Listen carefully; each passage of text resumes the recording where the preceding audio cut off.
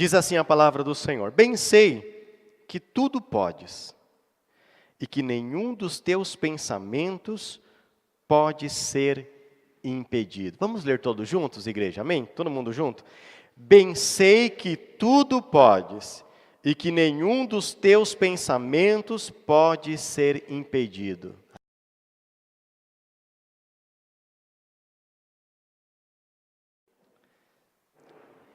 Eu penso comigo que este é um tema que diretamente está relacionado à vida de cada um de nós aqui. Porque se eu perguntasse aqui quem não sofre diante dos dias dos quais nós vivemos hoje, ou quem não já sofreu, certamente todos os irmãos aqui levantariam a sua mão, partilhando do seu sofrimento. Talvez alguns numa intensidade maior, outros não, mas todos nós igualmente, certamente partilharíamos aqui algum sofrimento que passamos ou que já vivemos na nossa vida. Então, este tema ele está diretamente relacionado a nós. E quando se fala de sofrimento ou do sofrimento do crente, é um assunto bastante curioso, porque nós queremos saber o porquê o crente sofre, qual é a razão do sofrimento do crente, uma vez que ele está em Deus, que ele está em Cristo, que ele serve a Deus, que ele está na igreja, que ele é batizado nas águas, que ele tem o Espírito Santo de Deus, que ele tem uma vida com Deus. Por quê? Porque em muitas situações ou em muitos casos ele passa por sofrimentos. Qual é a razão disso? Como um Deus tão grande, tão poderoso, tão dominador de todas as coisas, melhor, pode permitir que eu, crente, que eu, servo de Deus, venha passar por sofrimento. Então é um assunto bastante, no mínimo, curioso, do qual todos nós às vezes queremos entender, não é verdade? Às vezes vivemos algumas perdas da nossa vida, às vezes vivemos alguns sofrimentos tão intensos, e nós queremos entender o porquê dele, o porquê que Deus permite, e aonde Deus quer chegar com tudo isso. Eu quero tentar, na melhor forma possível hoje, tentar fazer uma exposição que lhe traga esclarecimento acerca disso. E para falar sobre isso, igreja, nada melhor do que falar de Jó, não é verdade? Amém? Bom, antes de nós entrarmos diretamente nesse assunto, eu quero rapidamente aqui trazer para a igreja algumas curiosidades acerca do livro de Jó. Algumas características do livro de Jó. Quero fazer isso na introdução desta mensagem. Primeira coisa, o nome Jó, ele tem alguns sentidos diferentes, no hebraico como no árabe. Mas é uma língua, na sua raiz, o nome Jó, ele tem uma raiz semítica, de uma linguagem semítica, da onde derivou mais tarde, tanto a língua árabe quanto a língua hebraica. Mas o nome de Jó, de uma forma mais conhecida, ele teria dois sentidos, né? Tanto significa perseguido, como também arrependido. E eu penso que tanto esses dois sentidos, esses dois significados, ele se aplica à vida de Jó e a todo o contexto que compõe o livro de Jó. Ao contrário, meus irmãos, do que alguns teólogos liberais dizem, o livro de Jó não é uma ficção, não é uma lenda. Alguns teólogos liberais chegam a dizer que este livro não seria literal, ou que a vida de Jó, ou que o próprio Jó não tenha sido literal, ou que Jó tenha existido de fato, ou que a sua história tenha acontecido de fato, mas que tudo seria uma ficção ou uma lenda. Ao contrário disso, nós aqui que somos mais inteligentes, claro, chegamos à conclusão que não é uma ficção e que não é uma lenda, e sim que de fato foi literal. Quero dar dois motivos para afirmar isto. Primeiro, no livro de Ezequiel, capítulo 14, verso 14, irmãos, não precisam necessariamente abrir, mas apenas preste atenção. diz assim, ainda que, Deus falando, né, no livro de Ezequiel 14:14, ainda que estivessem no meio dela esses 3 homens, Noé, Daniel e Jó, eles, pela sua justiça, livrariam apenas as suas almas, diz o Senhor Deus. Então Deus está aqui dentro de um contexto dizendo acerca de um juízo que Deus traria sobre determinado lugar, e que Deus disse que traria, e ainda que esses 3, Noé, Daniel e Jó, estivessem lá, apenas eles se livrariam pela sua justiça, mas Deus traria juízo sobre aquele lugar. Foi o que aconteceu com Ló, quando Deus disse que destruiria Sodoma e Gomorra. Deus tirou Ló de lá antes de destruir, mas Deus destruiu a cidade de Sodoma e Gomorra, está lá no livro de Gênesis.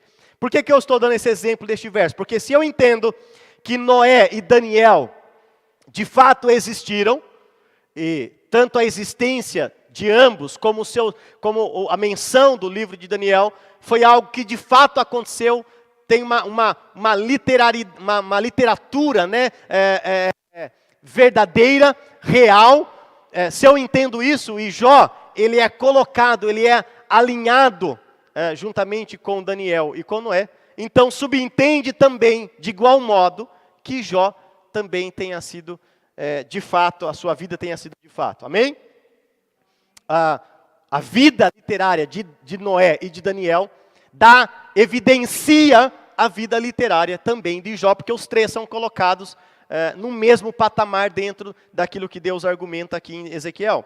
Depois em Tiago, capítulo 5, verso 11, diz assim, eis que temos por bem-aventurados os que sofreram. Ouviste qual foi a paciência de Jó, e vistes o fim que o Senhor lhe deu. Então Tiago, mais tarde no Novo Testamento, falando sobre a bem-aventurança daqueles que sofrem por Cristo, o exemplo que ele usa para argumentar isso é usando exatamente a vida de Jó. Mostrando, meus irmãos, por essas 2 referências, que o livro de Jó não é uma ficção, não é uma lenda, e sim, de fato, Jó existiu e, de fato, a sua história existiu. Talvez você pense, mas pastor, eu nunca pensei isto, né? Mas eu estou trazendo aqui um esclarecimento à igreja, e é o que muitos dizem aí fora. Alguns teólogos defendem essa tese. É a mesma questão, irmãos, por exemplo, do que alguns teólogos dizem acerca do Mar Vermelho que se abriu. Todos nós conhecemos a história do Mar Vermelho, amém? Israel estava diante do Mar Vermelho, e a Bíblia diz que Moisés, ao colocar o cajado naquelas águas, as águas se abriram e o povo de Israel passou em seco. Alguns teólogos liberais dizem o seguinte, que isso na verdade não aconteceu de fato, mas que na verdade em algumas épocas naquela região, a maré daquele Mar Vermelho ele abaixa, e foi exatamente aquele momento em que o povo passou, a maré estava baixa e eles conseguiram ultrapassar. E aí uma criança inteligente disse assim, mas mesmo assim aconteceu um milagre. Professor, né? Ela disse ao professor, mesmo assim aconteceu um milagre. Um professor discutindo o fato de que foi uma lenda, que aquilo não é verdade, que não aconteceu um milagre ali. A maré apenas baixou e o povo passou. É uma criança inteligente, ela disse assim, mesmo assim aconteceu um milagre. Porque se então a maré baixou, qual foi o milagre que Deus fez? Os egípcios morreram afogados com a maré baixa. Aconteceu um milagre. O milagre de fato aconteceu, independente de uma coisa ou outra, o milagre aconteceu. Mas o fato é que tanto quanto, literalmente, Deus operou aquele milagre no Mar Vermelho, também a vida de Jó foi de fato. Jó, meus irmãos, segundo acredita-se, ele viveu no período contemporâneo ao período de Abraão.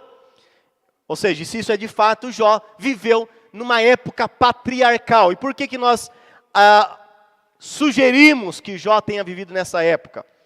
Porque em Gênesis, capítulo 6, verso 3, diz assim, então disse o Senhor, não contenderá o meu espírito para sempre com o homem, porque ele também é carne. Porém, os seus dias serão 120 anos. Deus estipulou isso exatamente num período, meus irmãos, ao período ali aproximado de Noé.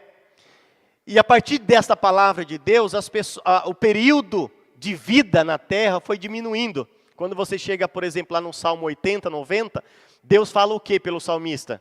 Que se vive 70, 80 anos, e o que passa disso já é o que? Canseira e enfado.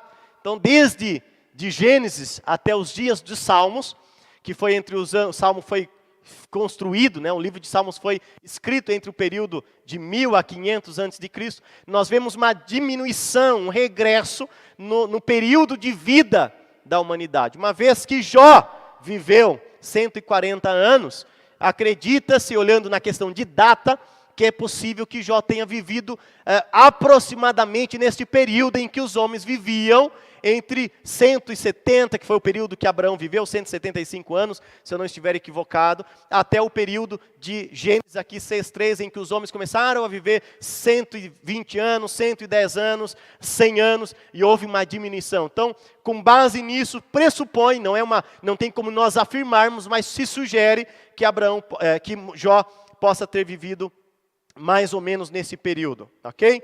Uma outra questão também que se sugere que Jó tenha vivido nessa época, é que, se você pegar no capítulo 1 de Jó, abra comigo em Jó, capítulo 1, versículo 5.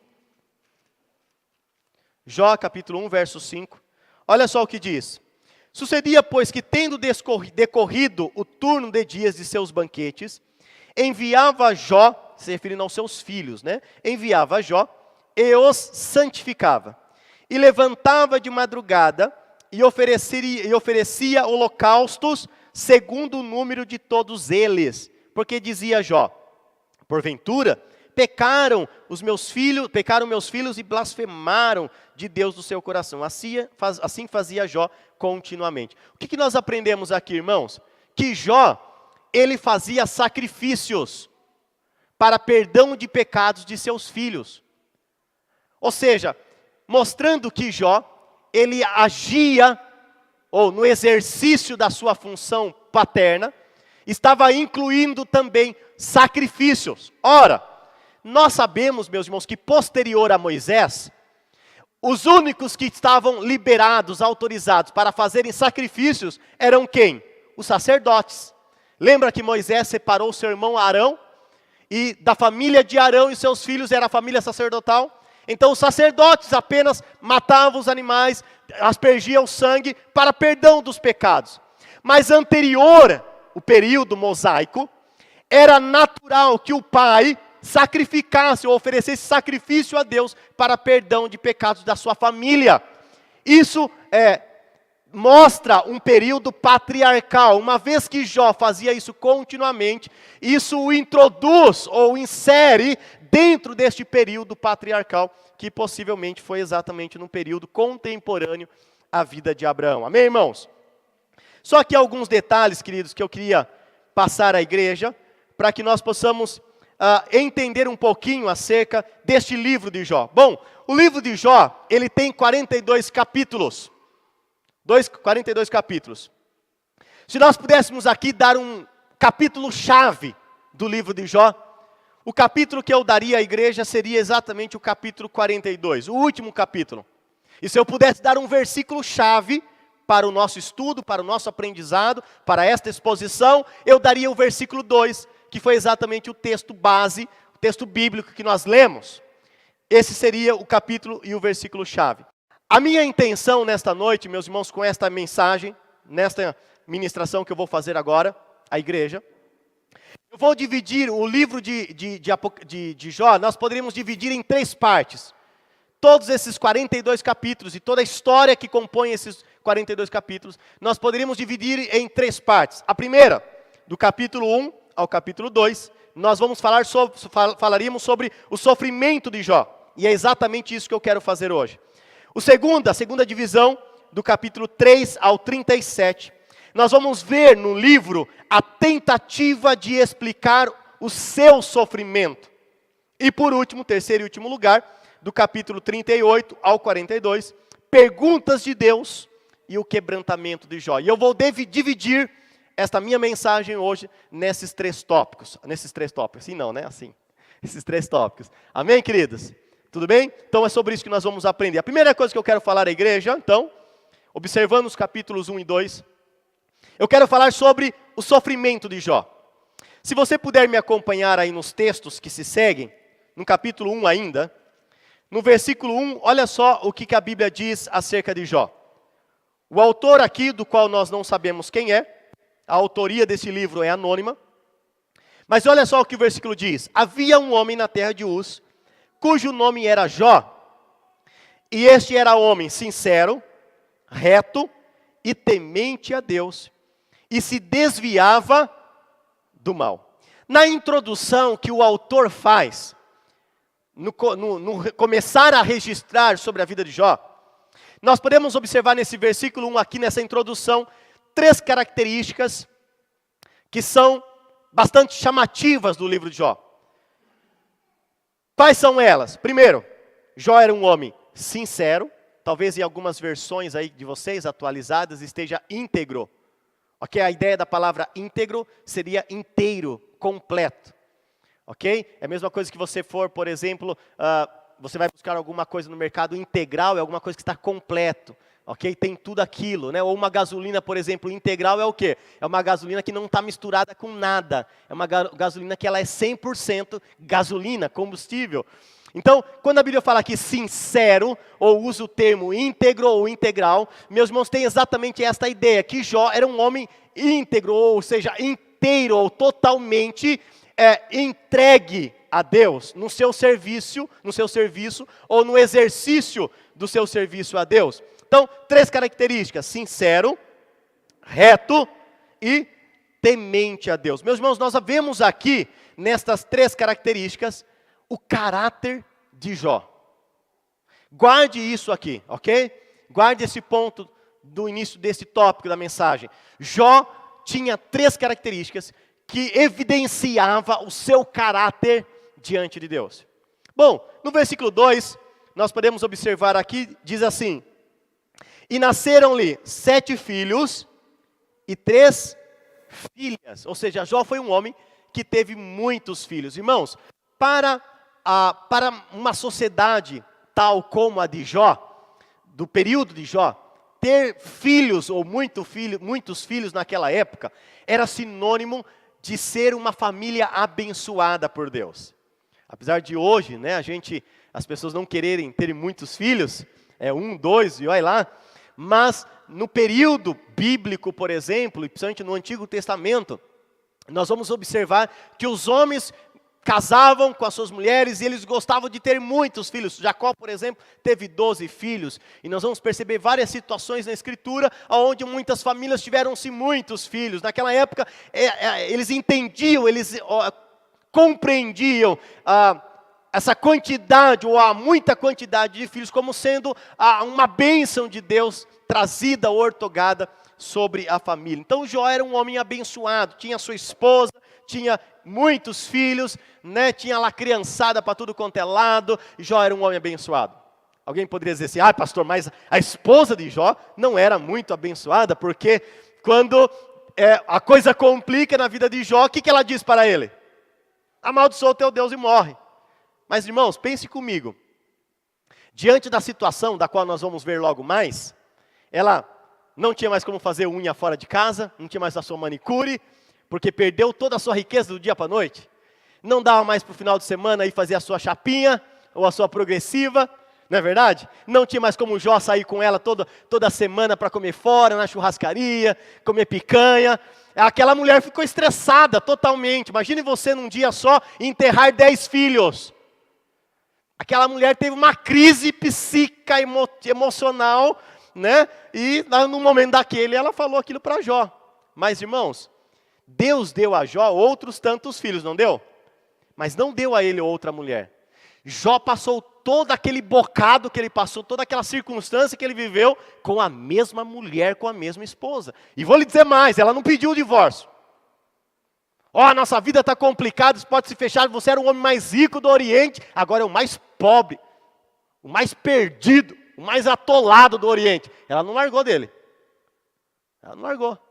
Ela passou com ele todo aquele bocado, toda aquela dificuldade toda, e foi até o final com Jó. E pela mesma mulher, Deus deu outros tantos filhos a ele. Então, a família de Jó era uma bênção, amém?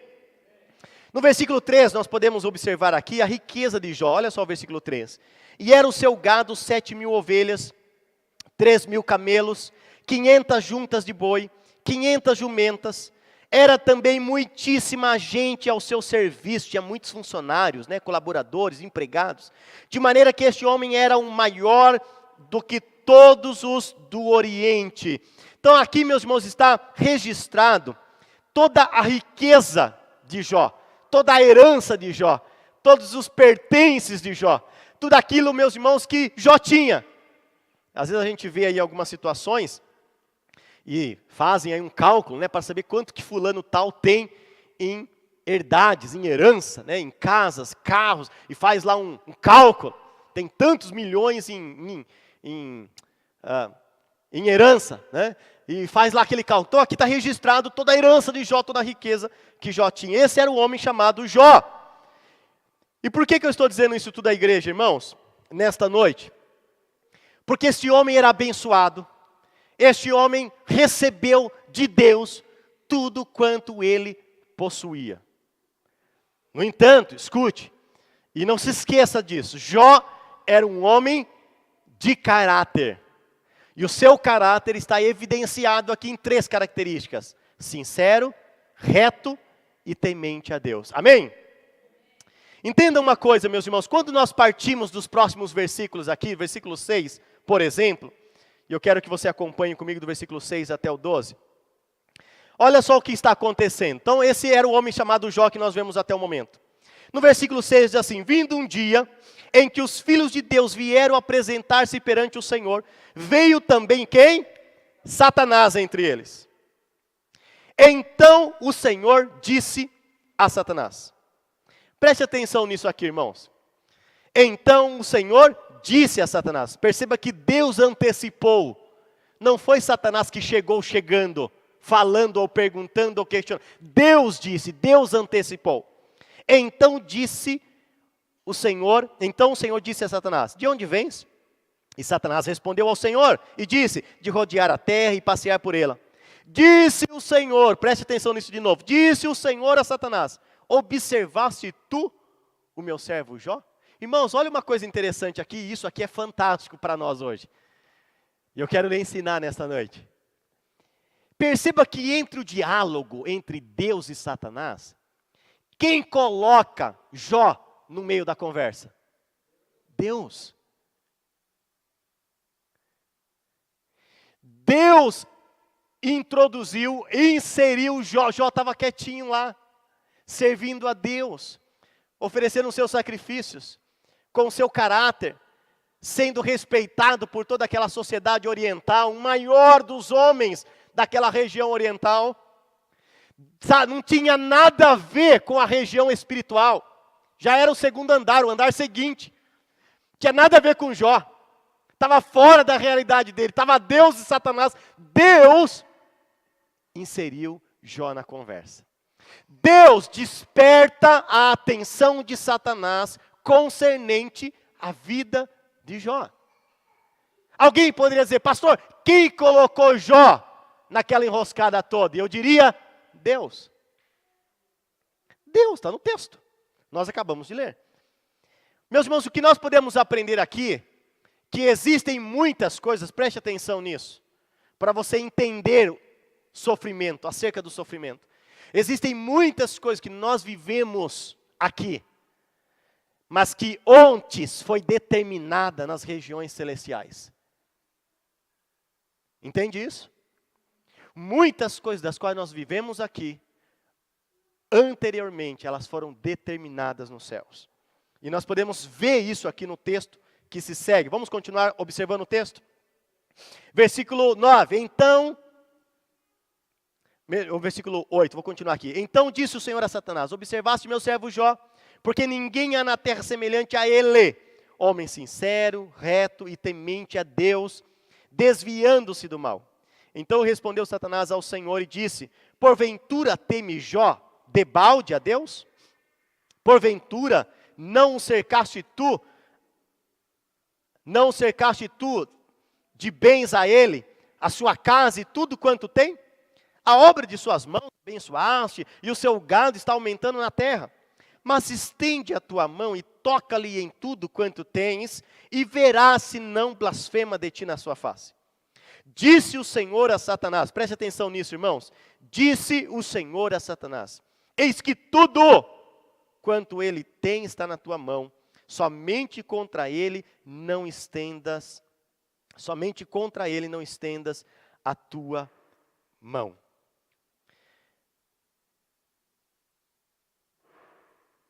Tudo que acontece com Jó, a partir desse momento, só aconteceu porque Deus permitiu. Irmãos, escute isso. Satanás só vai até onde Deus permite. Se você está aqui hoje, e você tem passado um perrengue na sua vida, eu quero lhe dizer, você só está passando porque Deus permitiu. Você pode me dizer, como assim, pastor? O senhor não sabe a enfermidade na carne que eu estou vivendo. Tem um parente meu que está doente, uma situação terrível, pastor. Só está passando porque Deus permitiu. Pastor, eu estou vivendo o maior perrengue da minha vida.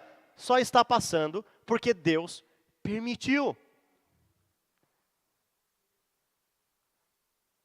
Pastor, eu tenho passado algumas aflições na minha vida. Você só está passando porque Deus permitiu, irmãos. O texto mostra-nos claramente aqui. Olha, tudo quanto ele tem, está na tua mão. Deus entregou, ou deixou à mercê de Satanás, tudo quanto Jó tinha. Só deu a ele um limite, não toques na vida dele, não toques nele.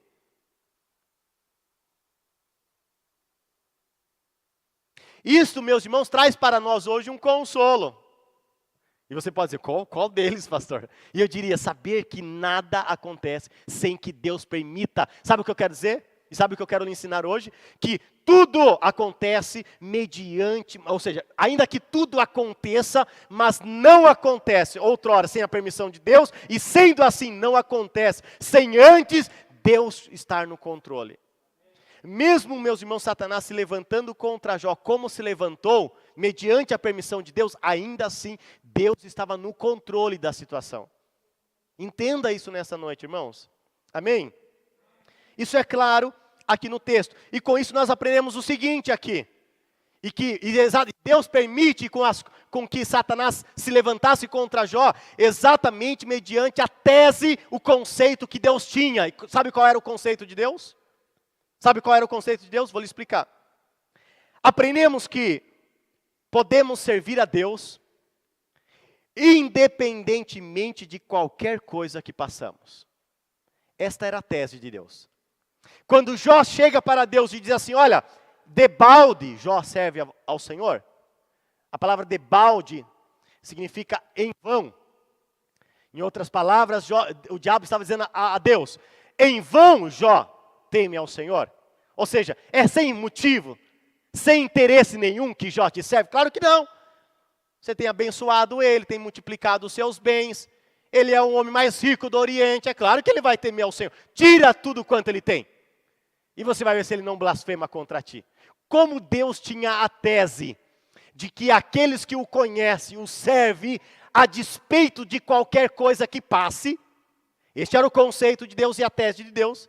Deus fez o quê? Fez o quê? Ok, tudo bem. Este é o teu pensamento, Satanás? Tudo bem. Pode tocar em tudo quanto ele tem. Então entenda uma coisa, meus irmãos, o crente, aquele que é salvo, aquele que conhece a Deus, é possível servir a Deus independentemente do que você passe. Você pode estar passando um perrengue da sua vida, é possível você servir a Deus no perrengue. Você pode estar vivendo as maiores conquistas da sua vida, é possível você servir a Deus independente disso. Aleluia! Porque o relacionar-se com Deus está totalmente desligado da situação que nós passamos. Quantos estão entendendo isso nessa noite? Amém? Tanto isso é verdade, irmãos. Observe comigo no final do capítulo 1. Olha só o que Jó disse, depois de Satanás se levantar contra ele, de arrancar, roubar dele toda a sua riqueza e matar os seus filhos morrerem. Depois de todos esses esses acidentes, todo esse terror que acontece na vida de Jó, no versículo 21 e 22, olha o que Jó disse. Nu saí do ventre da minha mãe, e nu tornarei para lá. O Senhor deu, o Senhor tomou, bendito seja o nome do Senhor. E em tudo isso, Jó não pecou, nem atribuiu a Deus, ou nem imputou a Deus falta alguma. Meus irmãos, isso é maravilhoso. Sabe o que o texto está dizendo aqui? Jó está exatamente reafirmando na sua atitude o que Deus disse, ou o conceito, ou a tese que Deus tinha, que o homem poderia servi-lo a despeito de qualquer coisa que ele passasse. Jó vem e diz, o Senhor deu, mas é o mesmo Senhor que tirou. Louvado seja o Senhor. E ele não atribui a Deus falta alguma. Sabe o que isso significa? Que ele não responsabiliza Deus por falta alguma. Porque ele sabia que o Deus que dá era o Deus que tira. Agora, irmãos, o mais impressionante na história de Jó. O mais impressionante. Em momento algum, Jó atribuiu todo aquele obrar a Satanás. Você não vê Jó falando de Satanás aqui. Você já viu aquele cenário, quando está, por exemplo, havendo uma cena de um filme, mas alguém que está fazendo uma entrevista com os atores, ou está acompanhando a gravação e ele faz uma imagem ou uma gravação à parte, da gravação da cena do filme, ele faz uma gravação à parte, e você consegue ver cenário, ou ver coisas que ele que está lá atuando não consegue ver. O livro de Jó é exatamente isso. Deus mostra para mim e você um cenário do qual Jó não vê. Isso do qual essa conversa que Deus teve entre ele e Satanás, Jó não tomou conhecimento. Deus não falou para Jó. Deus não avisou Jó. Mas Jó também, em momento algum, quando todo aquele terrorismo vem sobre ele, dá ou atribui ao diabo ou qualquer realizar disso. Sabe o que eu aprendo aqui, irmãos? Como tem crente que dá ibope para Satanás, irmãos. Tem crente que dá muito ibope para o diabo. Pastor, porque o diabo está fazendo na minha vida. Pastor, porque o diabo está operando na minha vida. Pastor, porque eu acho que o inferno inteiro se levantou contra a minha casa. Pastor, porque eu perdi isso, porque o diabo está furioso comigo. Pastor, porque eu fiz aquele jejum, agora o bichinho lá está nervoso. E atribui muito ao diabo, irmãos. E aí você pode me perguntar, mas pastor, não foi o diabo que realizou tudo isso aqui? E eu diria, não.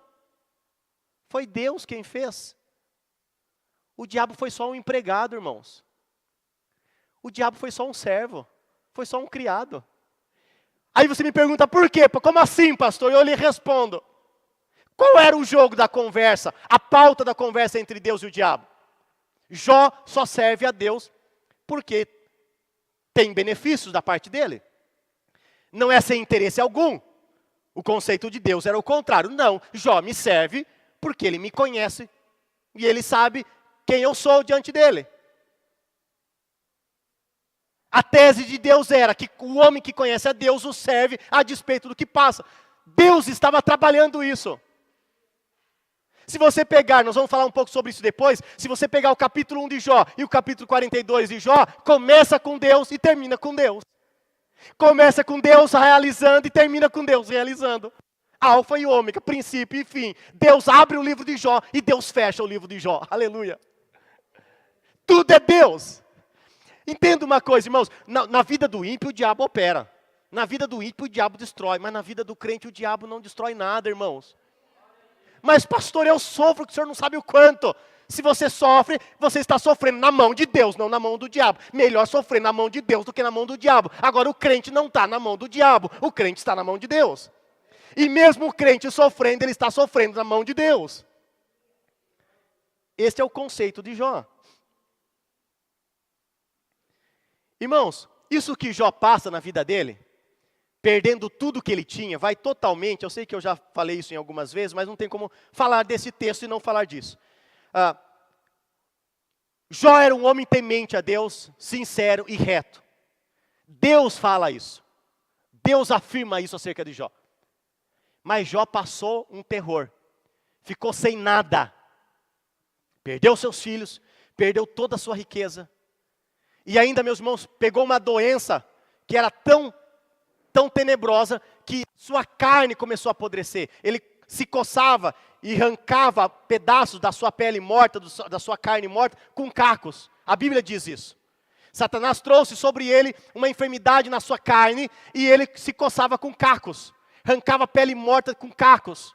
Muito se fala acerca da doença de Jó, mas o fato era que era uma doença horrível, a qual ele ficou irreconhecível, porque quando seus amigos chegam para ir ter com ele, não o reconheceram. Ficaram 7 dias observando Jó de longe, chorando com ele, sem chegar perto dele e falar qualquer coisa de consolo a ele, porque não conseguia, por ver a situação que ele estava vivendo. Isso vai totalmente de encontro com a teologia da prosperidade. Com a teologia da prosperidade. Que diz que se você é crente, se você serve a Deus, você tem que ser próspero, tem que ter tudo, tudo tem que dar certo, tudo você tem que conquistar. Jó perdeu tudo.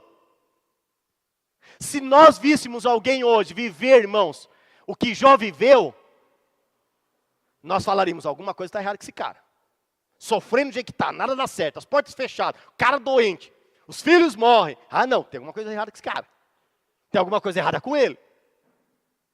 Vai totalmente de encontro. A teologia da prosperidade não apela, irmão, escute isso, para a fé, e sim para a avareza do coração do homem. A pregação é, venha que você vai receber. Esta é a pregação da teologia da prosperidade. Venha que você vai ter, venha que você vai receber. Ela apela não para a fé do homem, sim para a avareza do seu coração. Enquanto que Deus, Ele apela para a fé do coração do homem. E a fé do seu coração a Deus o leva a servir a Deus, independente de qualquer coisa. Deus permitiu que Satanás tirasse tudo de Jó. Deus estava, meus irmãos, moldando Jó e preparando Jó. Esse foi o sofrimento que Jó viveu. Agora, segundo, nós podemos observar do capítulo 3 até o capítulo 37. Claro que a gente não vai ler todos esses capítulos. A minha ideia é, olhando o livro de uma forma panorâmica, observar com você alguns pontos cruciais do livro de Jó e da história de Jó. Do capítulo 3 ao 37, nós podemos observar uma série de conversas entre Jó e seus amigos, na tentativa de explicar o seu sofrimento.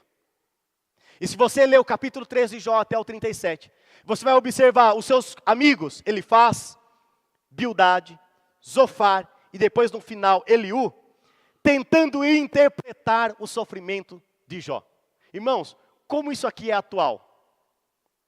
Porque nos dias de hoje, isso acontece muito. Como nós crentes gostamos de interpretar o sofrimento do outro. Né? Foi o que fizeram com Jó. O irmão está sofrendo. Irmão, você não está em pecado?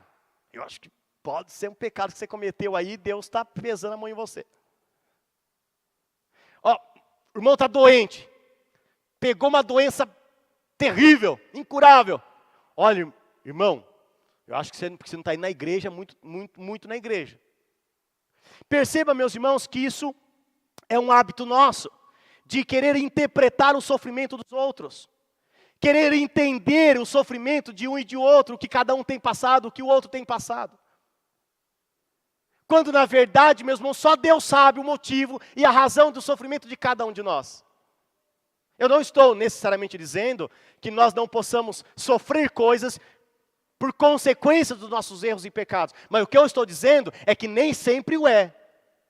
Na vida de Jó, a Bíblia diz que Jó em momento algum pecou contra Deus. Não que ele não fosse pecador, ele era. Mas o que ele viveu em toda essa história que nós conhecemos aqui, não foi em razão de um pecado de Jó. O capítulo 1, que eu li para vocês, explica. Por que Jó passou por aquele sofrimento? Por causa da tese de Deus. Porque Deus inseriu Jó na conversa, Jó desafiou a Deus, e Deus aceitou o desafio e falou, tudo bem, eu vou mostrar para você que Jó me serve, e a sua fé, ela é uma fé não interesseira, que ele me serve e me busca, não pelo que eu dou, mas pelo que eu sou na vida dele. Foi única e exclusivamente por isso que Deus permitiu que Jó passasse por aquele sofrimento. Nem sempre, irmãos, escute isso, nem sempre nós vamos entender o motivo ou a razão do sofrimento do qual nós passamos. Deus não explicou para Jó a razão desse sofrimento.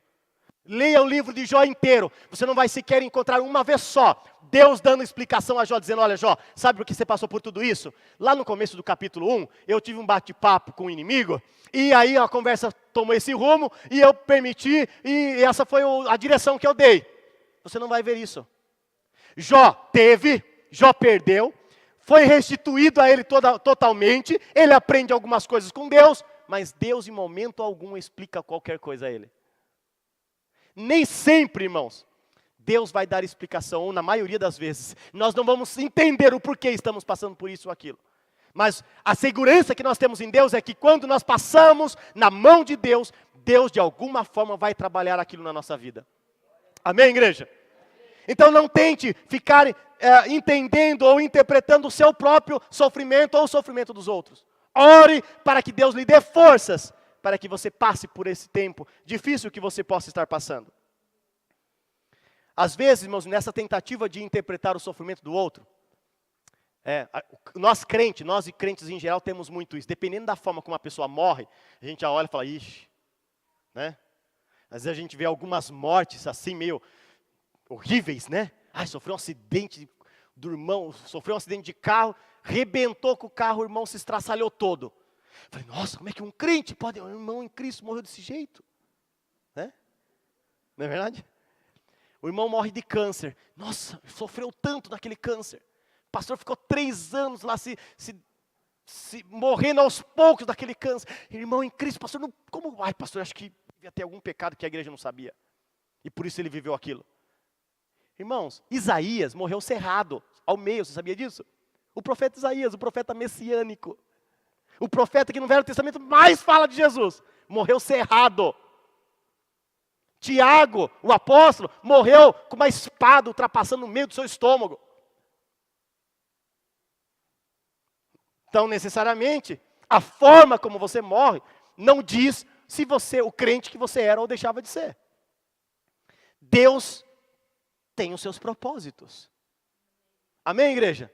Então, quebre hoje esse conceito, né? Isso chega a ser até algo meio místico dentro da igreja. Não, porque morreu daquele jeito. Nossa, é porque acho que não era crente, ou porque, nossa, que coisa terrível, é um castigo de Deus, é um pesar de Deus. Eu acho que o pai dele cometeu algum pecado e Deus pesou na vida dele. Era um conceito que os judeus tinham. Lembra aquele cenário no capítulo de João, capítulo 9 de João? Quando o rapaz lá era cego e alguém chegou e falou, Senhor, por que ele nasceu cego? Ele pecou seus pais, ligando totalmente a enfermidade dele ao pecado cometido. Ele nasceu cego porque ele pecou alguma coisa. Ou o pai dele pecou e Deus pesou a mão no filho. Irmãos, uma coisa não tem nada a ver com outra. Quebremos hoje toda essa cultura mística dentro da igreja. Deus tem a sua forma, e a hora que chegar a sua vez, irmãos, Deus vai te levar de um jeito e de outro. De um jeito e de outro, Deus vai levar. A gente não tem que ter esse conceito e tentar interpretar a morte ou o sofrimento de um ou de outro. Jó passou por tudo aquilo e ele era um homem de Deus, um homem o qual Deus dava testemunho acerca dele. Deus falou acerca de Jó e da sua integridade. Amém?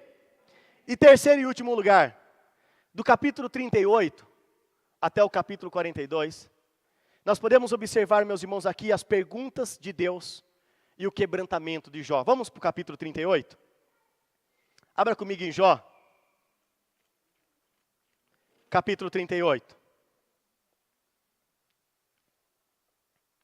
Do capítulo 38, irmãos, até o 41, Deus faz aproximadamente 70 perguntas a Jó. Aproximadamente. Do capítulo 3 ao 37, havia uma discussão entre Jó e seus amigos. O motivo pelo qual ele estava sofrendo. Havia uma intenção entre eles de interpretar o sofrimento de Jó. No capítulo 38, Deus começa a perguntar a Jó. E Deus faz aproximadamente 70 perguntas. Deus fala o seguinte para Jó, olha aqui para mim. A gente já vai ler o texto. Deus olha para Jó e fala, Jó, se você responder as minhas perguntas, das minhas 70 perguntas, se você responder uma delas, eu lhe respondo o porquê você está sofrendo. E aí, Deus, vamos ver as perguntas que Deus fez? 38, vamos começar com o versículo 4. Onde estavas tu, quando eu fundava a terra? Faze-mo saber se tens inteligência. Quem lhes pôs as medidas, se tu sabes? Ou quem estendeu sobre ela o cordel? Esse quem lhes pôs as medidas, irmãos, Deus estava falando assim, olha, Jó, você sabe quem pôs a medida entre o céu e a terra? Entre o sol e a terra? Entre a lua e a terra? Você sabe qual é a medida que tem entre um e outro? Essa é a pergunta que Deus está fazendo. Versículo 6. Sobre quem estão fundadas as suas bases? Ou quem assentou sobre a sua pedra de esquina? Quando as estrelas da alva juntas se alegremente cantavam, e todos os filhos de Deus rejubilavam? Ou quem encerrou o mar com portas, quando transbordou e saiu da madre? Quando eu pus as nuvens por sua vestidura, e a escuridão por envedouro? Quando passei sobre ele o meu decreto, e lhe pus portas e ferrolhos, e disse, até aqui virás, Deus está se referindo ao mar, até aqui virás, e não mais adiante, e aqui se quebrarão as tuas ondas empouladas. Irmão, sabe o que está dizendo aqui?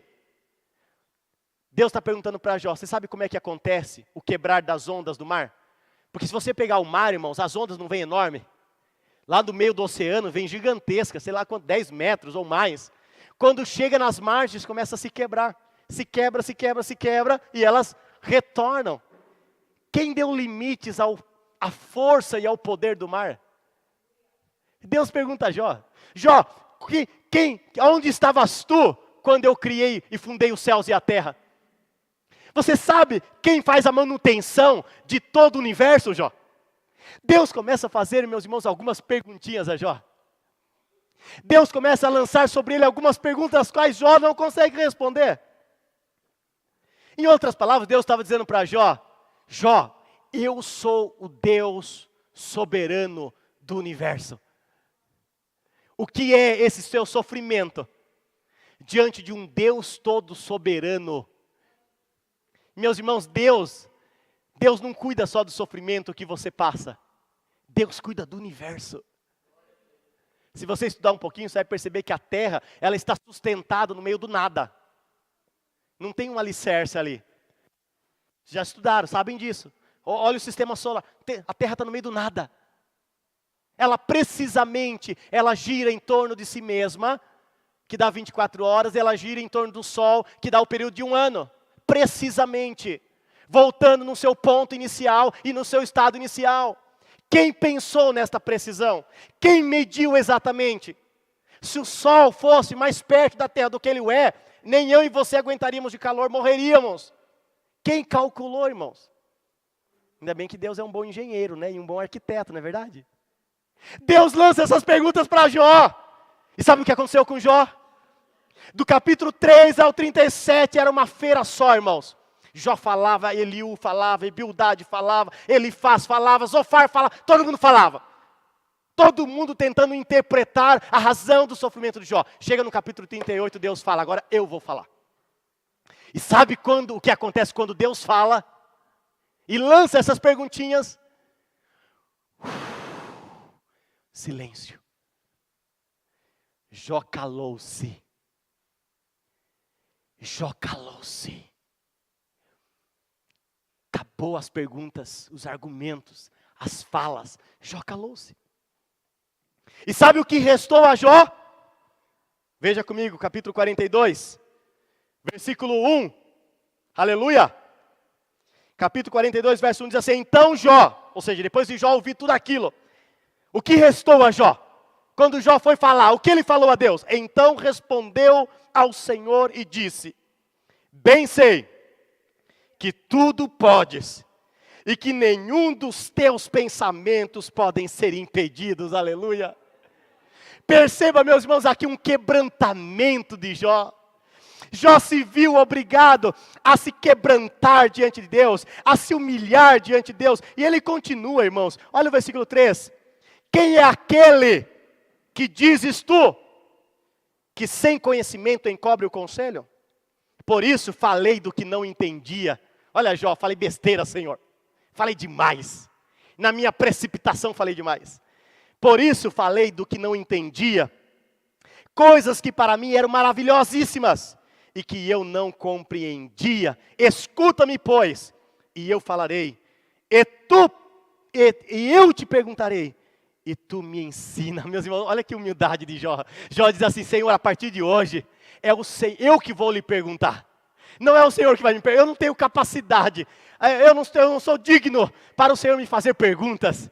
Eu tenho que lhe perguntar e o Senhor vai me ensinar. É isso que Jó está dizendo. Perceba o quebrantamento de Jó, meus irmãos, diante daquela situação e do sofrimento que ele estava vivendo e passando na sua vida. Jó se quebranta diante de Deus, reconhecendo a sua soberania, reconhecendo a sua grandeza, reconhecendo que ele precisava perguntar, porque ele estava limitado no seu conhecimento, ele estava aquém do conhecimento soberano de Deus, e ele era pozinho diante da magnitude do seu Deus, e ele diz: Senhor, daqui para frente eu vou lhe perguntar, e o Senhor vai me ensinar.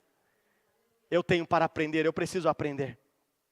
Meus irmãos, entenda uma coisa nesta noite, e eu quero concluir esta mensagem com duas últimas considerações, no que concerne todo o livro de Jó. Aprenda isso, duas aplicações para nós, acerca do sofrimento de Jó. A fé, escute, a fé é medida por Deus, não nas bênçãos recebidas, ou nas circunstâncias que passamos, ok? A tua fé, você tem fé, amém? A tua fé, ela é medida, ela é avaliada por Deus, não nas bênçãos que você recebe, ou nas circunstâncias que você passa, e sim no quanto você conhece a Deus. Foi isso que Deus fez com Jó. A fé de Jó foi avaliada por Deus, mediante aquilo que ele conhecia de Deus,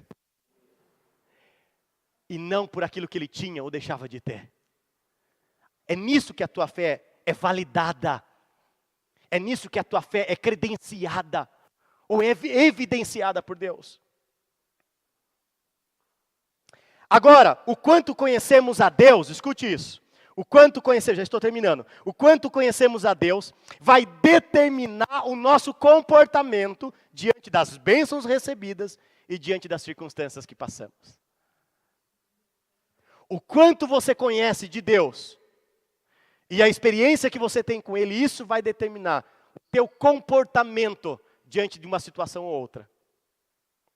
Diante das bênçãos recebidas, qual é o exercício da tua postura? Humildade. Eu só tenho porque Ele me deu. Agora, o teu comportamento, a tua postura no exercício da perda, também é humildade. Ele está no controle. Ele tem o domínio de todas as coisas. Amém, igreja? E segundo e último lugar, observe o versículo 2, nós vamos repetir, que foi o texto base. Eu bem sei que tudo podes, e que nenhum dos teus pensamentos pode ser impedidos. E essas foram as palavras de Jó. Escute, o livro de Jó, quando nós olhamos para ele, a primeira coisa que você pensa, sofrimento de Jó. Pastor, o senhor está pregando aqui, falando sobre o entender do sofrimento de Jó. Mas, meus irmãos, eu quero hoje falar do livro de Jó para você, eu estou falando do livro de Jó para você, para que você entenda o sofrimento, não tomando como ponto de partida, ou de referência, ou de base, o sofrimento de Jó. O livro de Jó não foi registrado para que você entenda o sofrimento, tomando como ponto de partida a vida e o sofrimento de Jó. Mas o livro de Jó, ele tem por objetivo evidenciar ou revelar revelar o que Deus está com os que sofrem. O livro de Jó tem esse objetivo de revelar que Deus está com os que sofrem. Não revelar o sofrimento, não explicar o sofrimento, mas mostrar quem é o Deus dos que sofrem. O livro de Jó, os 42 capítulos, irmãos, tem esse objetivo. De mostrar que Jó sofreu, mas quem foi o Deus que estava sobre o Jó que sofreu? O que eu quero lhe dizer nesta noite, irmãos, volto a falar, você pode não entender plenamente o sofrimento, mas o que eu quero que você entenda é que o Deus que está com você, o Deus que você serve, o Deus que está no controle de todas as coisas, Ele pode sim permitir que você sofra, mas Ele continua sendo o teu Deus no teu sofrimento, aleluia. E para encerrar agora, Jó vem no versículo 5. Com o ouvir dos meus ouvidos ouvi, mas agora te veem os meus olhos. Meus irmãos, toda aquela experiência que Jó viveu, Sabe para que ela foi necessária? Sabe para que Deus a usou? Meus irmãos, para que Jó pudesse ter mais experiência com Deus. Para que Jó pudesse conhecê-lo ainda mais. Ele dizia, antes eu te conhecia de ouvir falar, mas agora os meus olhos te veem. Ou seja, meus irmãos, tem coisas que nós só aprendemos passando. A experiência, Deus permitiu dentro do seu conceito que Jó vivesse aquela experiência, para que ele pudesse ainda conhecer ainda mais o seu Deus, pudesse estar ainda mais íntimo com o seu Deus, reconhecendo o seu Deus. E sabe qual foi o conceito que Jó teve acerca do seu Deus? Que o seu Deus é o Deus que dá, é o Deus que tira, e é o Deus que dá de novo. Por favor, presbítero. Esse é o Deus que você serve. O Deus que você serve, ele não só dá, Ele dá. Ele tira de vez em quando. E se Ele quiser, Ele restitui de vez em quando. Esse é o Deus que nós servimos. Esse é o Deus da Bíblia. Amém, igreja? Então entenda nesta noite, o que está em questão, em pauta, não é o sofrimento. É o quanto você conhece de Deus. E se você conhece a Deus, você nunca vai dar ibope para diabo alguma. Você vai dizer, Deus deu, Deus tirou. Deus devolveu de novo. O meu Deus. Deus me abençoou, Deus me amaldiçoou. Me amaldiçoou quando eu digo no sentido de que Deus tirou, tive perdas, passei por tribulações. Deus pesou a mão sobre mim, Deus trabalhou, Deus me espremeu. Mas Deus me abençoou de novo. Que Deus nos abençoe, igreja. Conheça quem de fato Deus é. E a tua visão de vida vai mudar totalmente. Amém? Que Deus nos abençoe nesta noite. Feche os teus olhos, abaixa a sua cabeça. Vamos orar.